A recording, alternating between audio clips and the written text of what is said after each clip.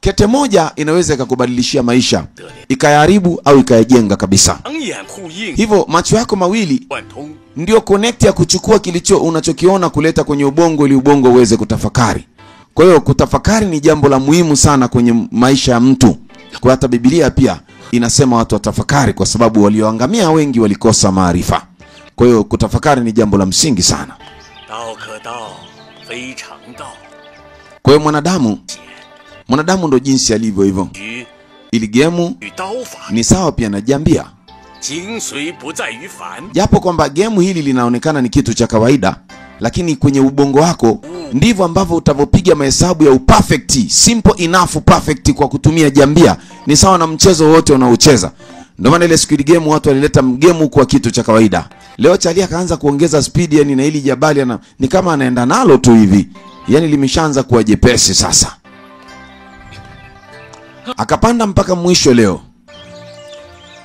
Kalitenga kwenye miguu ya huyu kasisi. Akifikaga hapa, anaona kama jarizika, anambia safi, anataka kulisukuma. Mzee anambia leo nzuri, acha. Shida nini? Anambia ili zoezi wameenda kama wiki. Kaanza kuhesabu vidole, anambia siku 8 zinatosha. Hii ilikuwa ni kazi ambayo umeifanya vizuri, wenzako wanafanyaga hata kwa miezi kadhaa. Kwa hiyo jamaa ameifanya siku 8 kubeba jiwe.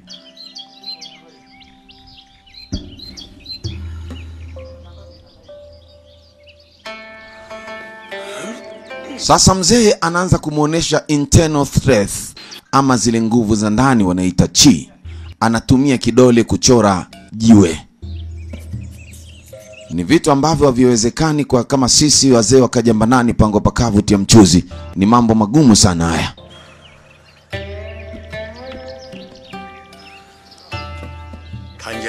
Umeona?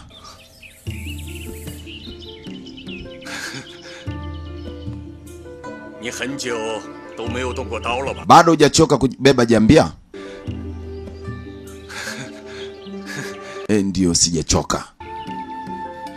Hivyo hivyo. Unaweza ukajaribu ipi? Siku moja unaweza ukawezaga hii. Kweli? Kwa hiyo kama hujachoka kulibeba jambia basi unaweza ukajaribu. Ila kama umechoka, manake majaribio yako yanaishia hapo. Sasa akaanza kujifunza hilo neno la nguvu za ndani.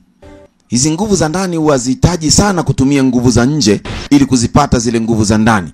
Nguvu za nje zitatumika kuutingisha mwili wako kidogo kidogo ili kutafuta uwezo wa nguvu za ndani ulizokuwa nazo. Ili nguvu za ndani ziweze kutumika, manake hayo ni mambo ambayo sasa ni kama mtu anatumia mambo ya Yatin bin Zuluza. Yani kama uchawi sasa hivi kidogo. Kwa sababu ni uwezo tofauti yani.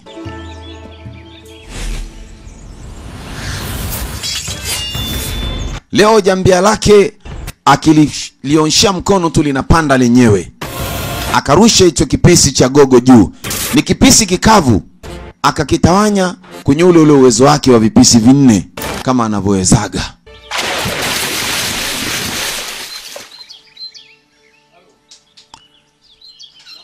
Jambia limekuwa jepesi sasa hivi. Ni jambia fupi yani ni kama daga vikisu fulani kirefu. Bado akirudisha sehemu yake.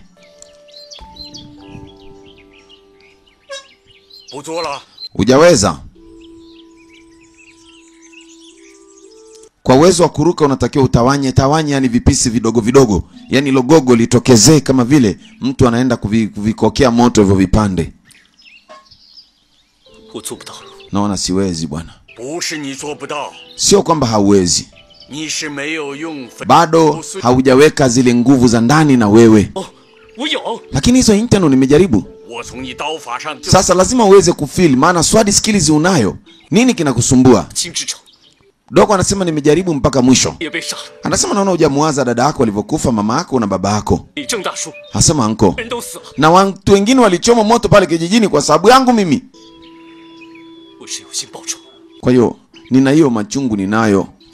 Sasa kama unayo hiyo, kwa nini unashindwa kufikiria maadui zako waweke moyoni? Ndio kama hilo gogo jinsi ambavyo unatakiwa uwatawanye tawanywe. Lazima ujue jambia lako. Hapana mkubwa, unakosea. Dogo huyu kumbuka na kama machungu fulani ambaye mzee huyu aliona kwamba asafishe moyo kwa kubeba jiwe. Akamwambia samani mkubwa. Ayaendelea kusema. Anasema wawaze hao watu wenye vinyago kwenye uso wao. Mbao. Asema mimi nashukuru kwamba sikupata mtu wa kunisaidia ingali ni wewe. Nilidondoka msituni ni wilderness la hatari. Na si nitaka nisahau hiyo. Sasa endelea. Sawa. Mimi jambia langu ni jambia la wale masheriff ndo manake. Kwa hiyo jambia la babake ilikuwa jambia la sheriff. Anasema maneno yako yanatakiwa yatimie kwa vitendo. Kwa maana ukivunjika moyo kwa maneno ni mbaya, unatakiwa kuvunjika kwa vitendo.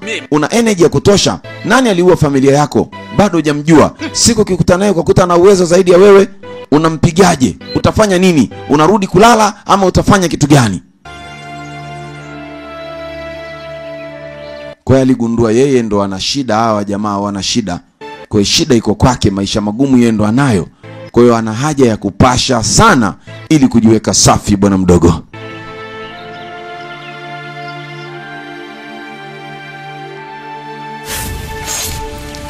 Kweli akaanza kufikiria, yule mzee watu wasio na hatia alitobolewa, dada yake mdogo, mama yake. Kweli bwana, anagundua na machungu, anagonga hivi ngome inapanda juu. Akajaribu leo akiwa peke yake kama anaweza kudawanya vipande. Leo alifanikiwa kwenda 5.